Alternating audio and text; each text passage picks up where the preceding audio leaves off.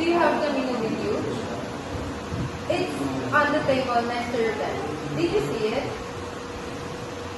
May I have your name and room number, please? Thank you for that information, ma'am. Okay, Miss Miranda of room 328. May I take your order?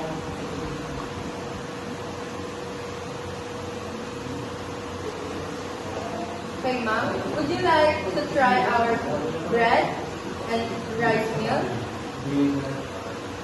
Okay, ma'am. Is there anything else that you would like to order? Okay, Miss Miranda, may I repeat your order? Your order is 1 scrambled egg with bacon and 1 milk. Is that correct, ma'am?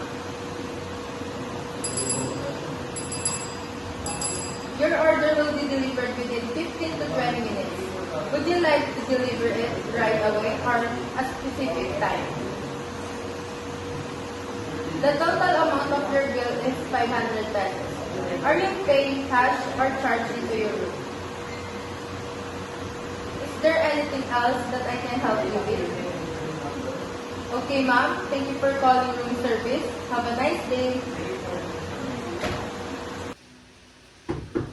Room service. Room service. Room service. Hello, good morning, ma'am. I'm Chris Ann Perez, your food server for today. Is this Miss Miranda of room 281? Yes. May I come in? Yes.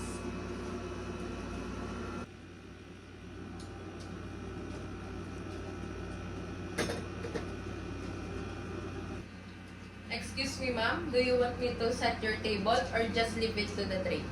Give it to the gym. Okay, ma'am. Excuse me, ma'am. Here's your egg scramble with bacon, and this is your apple juice. Excuse me, ma'am. Do you want me to open your curtains to brighten up your room? Or adjust your temperature of your room? No. Okay, ma'am. Excuse me, ma'am. Here's your bill. And can you sign it, ma'am?